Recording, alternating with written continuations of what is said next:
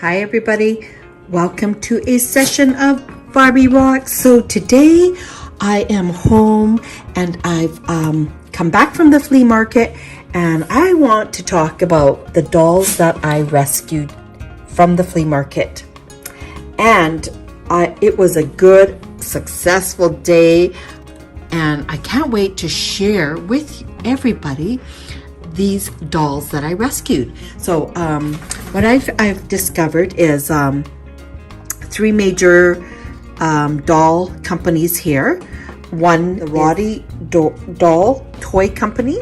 One is the Horseman doll company. And one is the Reliable doll company. So I'm going to touch really briefly on those three companies. And of course, BarbieRocks, we love vintage dolls. And of course, we're no experts.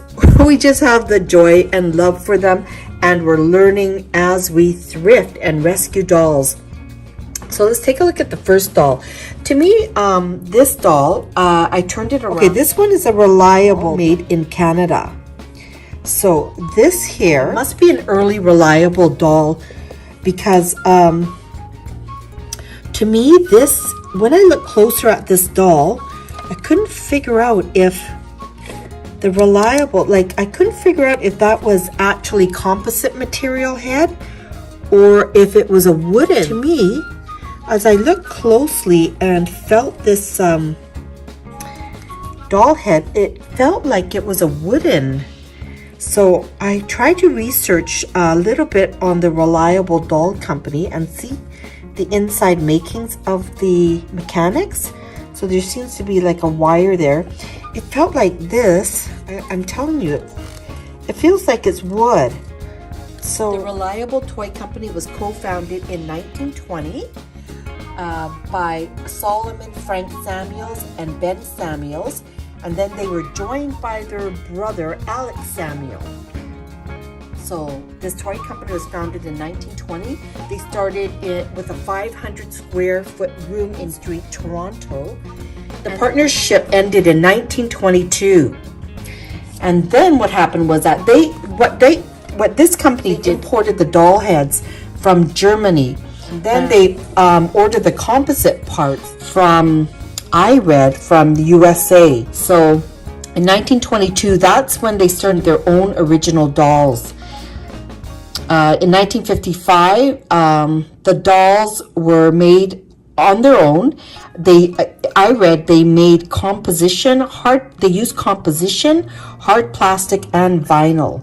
So this particular doll, in 1935, they were the largest toy factory in BC, and they moved to a 72,000 square foot new toy store at 258 Carlo Avenue. These two are Reliable dolls. See them?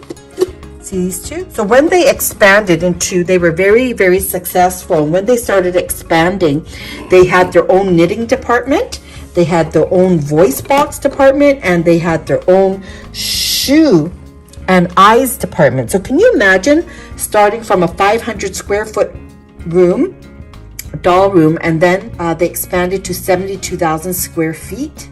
In 1940, the Reliable doll company made composition with metal sleep eyes. I think these dolls may be 1940s, I think, because here are the Reliable doll. I'm going to get to these dolls soon, but this here, you see the metal sleep eyes? Let's do a close-up on that.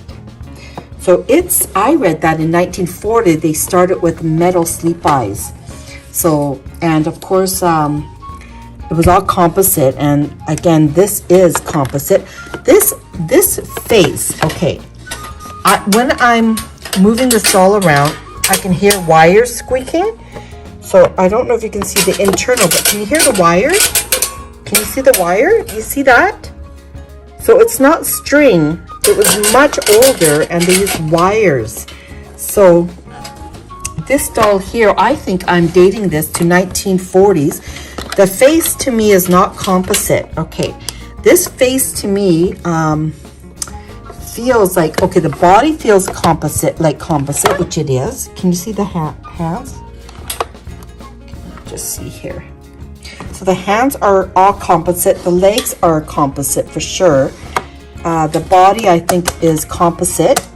But this face feels like it's, I don't know, it does not feel like composite. Look at the way the eyes are cut. It feels almost like a vinyl or a plastic. So I will have to do some more research on this doll, but I find it quite fascinating. So this is an early reliable, this is a much earlier reliable doll. This one here. Okay, let's take a look at her in the light. You see her? This is an earlier reliable doll. I'm loving the face painting on her. And let me see if I can show you the eyes. I don't know, but they use mohair. This is mohair. So is this, could this be like it to 1930s? See, I'm not quite sure, but I'm going to do more research. But you know what's interesting, I'm going to tell you is that go to Canada, if you Google that, and you go to Canadian Museum of History and to their catalogs. And in the catalogs, you can see a bunch of old vintage reliable dolls. I'll put the link in on the bottom. And Reliable made a lot of famous dolls like Sally Ann, Joan, Topsy. Topsy was an African-American doll. They made Babykins and Cuddlekins. And their slogan for the Reliable doll was, "Every little girl wants a reliable doll." Isn't that a hoot? It actually should say every adult or every little girl and adults wants a reliable doll. Okay, so look at this doll here. This is how she was thrifted. She's very pretty. There's the face. There's a lot of crazing on her. There's the back, and there's the head, and this is the body that it came with. The body is all composite. Can you see the composite material? Try and focus that. But the arms are all composite, and this is a remnant of cloth that was found on the doll. So it looks like an older fabric material. I don't know what that is. This is what it was strung by, really thick band elastics. And the hook. And then this is, so this doll has to be restrung, and this is the shoes it came with. Like a cloth material. To me, I think these are the, look at the bottom of the, looks like it was repaired. Okay, to me it looks like the original shoes, and it needs to be restrung. Okay, so let's reliable dolls. So this one is another reliable doll. I love her. Can you see the way they painted this doll? So it had a lot of sheen to it. So they must have, when they did the paint job on the dolls, they must have put some type of lacquer or sheen to make them shiny. Can you see? It almost looks like a greasy doll. It reflects the light. Okay, so she was really adorable. This is that early, I'm thinking I'm dating this doll to 1940s only because of her eyes. They look like, is it tin or metal? And you see how it opens and closes? Look at the eyelashes. Hold it still there. Isn't that adorable? A lot of crazing on her face. But look at the hair mold. The swirls. Isn't that gorgeous? And of course it's strung by a metal mechanism. Okay, this is the back of the doll. It says Reliable, made in Canada. And we're going to find a great outfit for her. A little bit of blushing on the knees. And here's the face. And these dolls were really made quite well. See the arms? How they pull apart? The legs are also pulling apart. And you can actually, with that, the way it's strung, you can really just sit this doll up, and you can really just make this doll sit and move its head in any way you want. That's the good thing about how they strung this particular doll. Okay, so that's a reliable doll. The other reliable doll was this one here. So if I'm correct in researching and reading, they said they had their own eye department. They had their own knitting department, but she's really beautiful too. And so, see, take a look at her again. Pretty similar to this one that I found. I'm dating this one to 1940. Leave me comments below and let me know, what do you collect, and do you enjoy the older vintage dolls? And this is Reliable, a Canadian toy company. And here is the head on this doll. Okay, a really big face. And this is the outfit she was found in. And she's a tad larger than the previous doll. But here she is, and same thing. It looks like composite body, composite legs, composite feet, and again here's the sleep eyes, tin eyes. So look at the eyes that they used. Is that interesting? Okay, so that was the Reliable Toy Company. Okay, now I want to talk about this Roddy Toy Company. So I found two dolls in my collection, this one and this one here. And let's about the Roddy Toy Company. So, Roddy Toy Company started in 1934 in South UK. The first dolls were composition, and they were unmarked, and they used cloth. So, composition with cloth. They were owned by Mr. Ed D.G. Todd, joined by Mr. J. Robinson. And that they used their surnames combined, and they came up with the name Roddy, and they registered this name in 1948.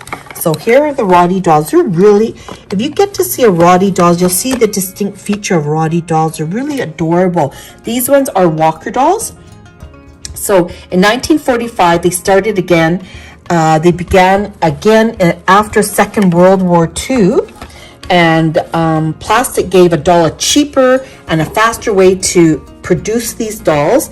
And what this company liked, the Roddy Toy Company liked about plastic, was it was more hygienic now, and you could actually wash these dolls and keep great hygiene. So 1948, Roddy dolls came with plastic dolls. So I think these dolls can date to about that time period.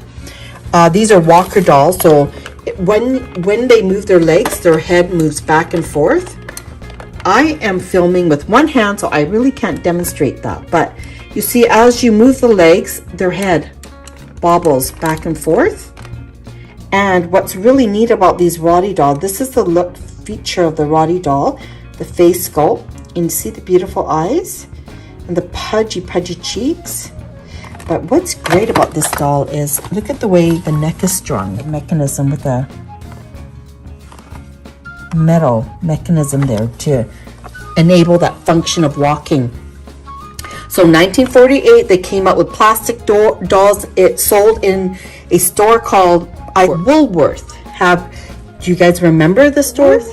Well, it was a chain of stores that carried the Roddy dolls. Okay, and what else did I find out about these Roddy dolls? So Roddy dolls here, they're plastic.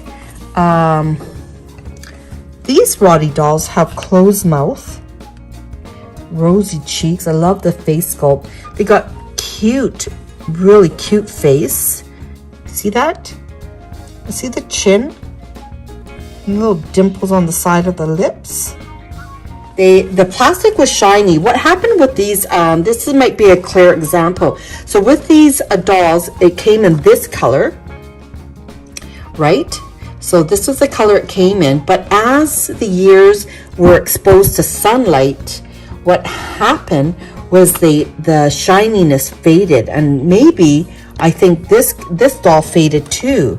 Because now look at the color, the shininess is gone, and it actually faded to a white. See that? So let me show you. Okay, these hard plastic walking dolls, from the 1950s to the 1960s were in production. By 1974 did. But let's take a look at this Roddy doll. Okay, they're not, see how it's smaller. And let me hold this up for you. Beautiful, these Roddy, they're really, really good quality dolls. And there are the arms, and there's the leg, and I found a really adorable pair of pink silver shoes for this doll. Really cute. And see the legs are very mobile. So see how the legs are, there's a crack in this doll on the bottom, but you see the walking mechanism there? Okay, so there we are. That's the Roddy doll. Now, let's move on over to, I talked about this doll. This is a Canada Reliable doll. Okay, let's move over to this doll. This doll here is a Horseman doll. The Horseman made its debut in 1865. So your grandmothers may have played with this doll. Horseman dolls. Horseman dolls were, the company came out in 1865, and then by 1870 they made their way into the doll world, and in 1870 they started producing dolls.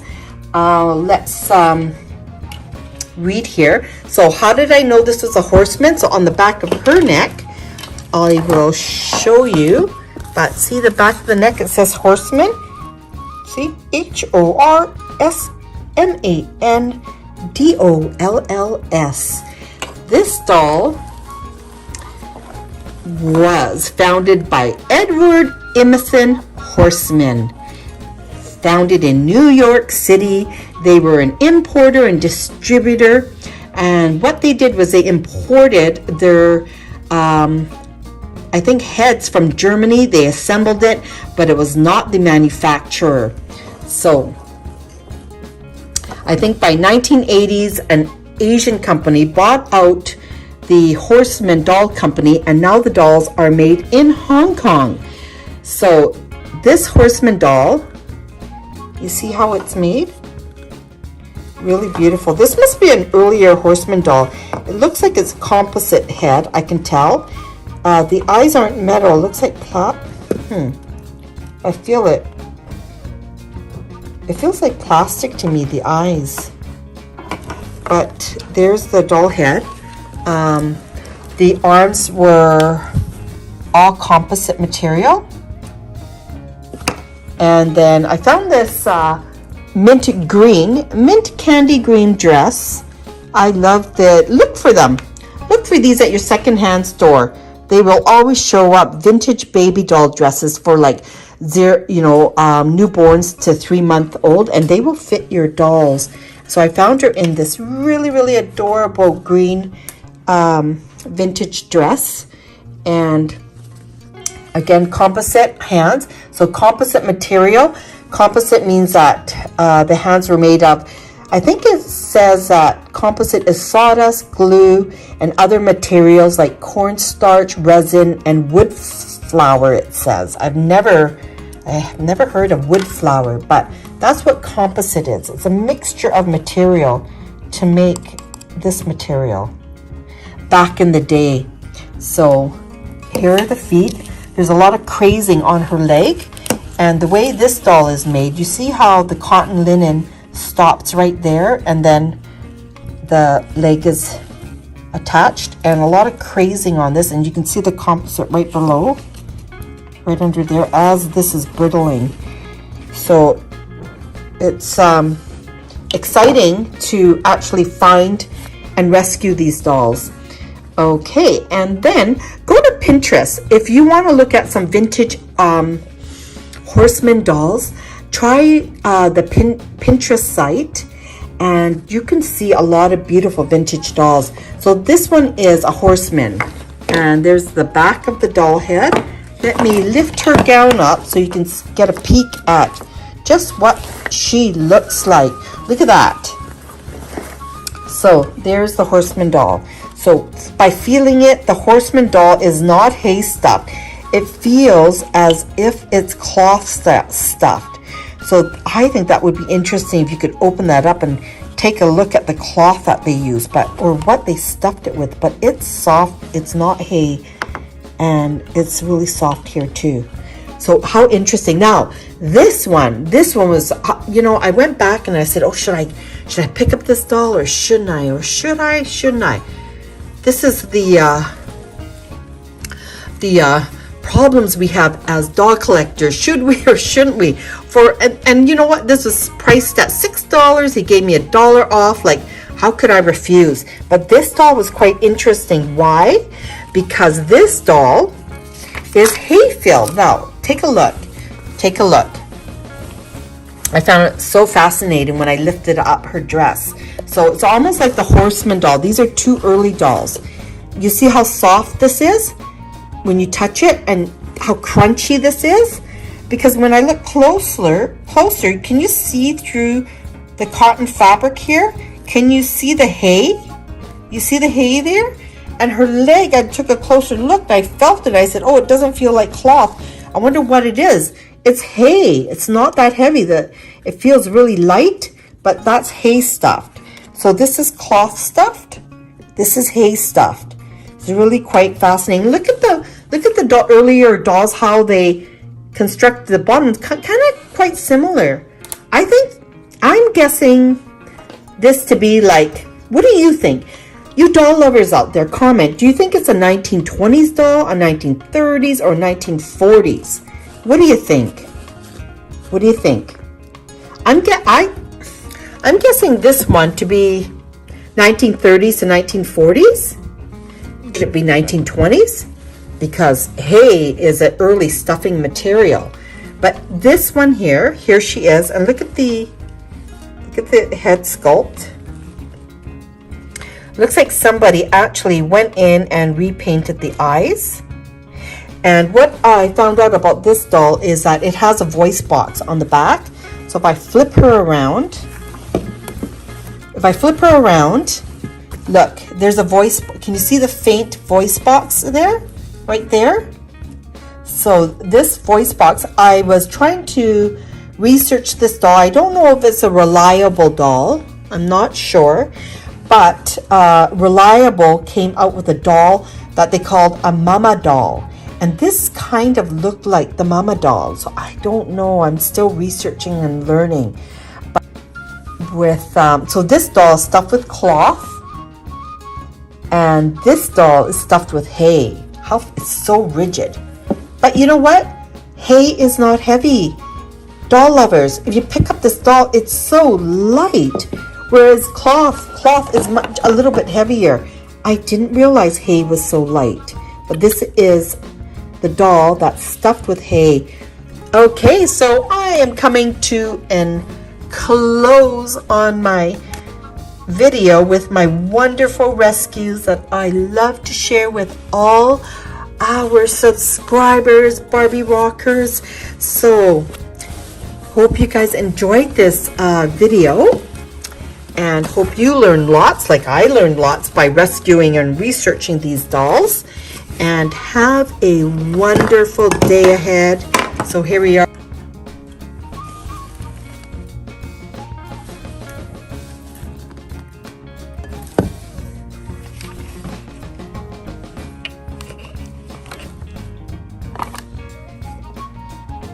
Okay, signing out from BarbieRocks. Give me a thumbs like, comment below. Let's have a discussion on these dolls, and have a wonderful day.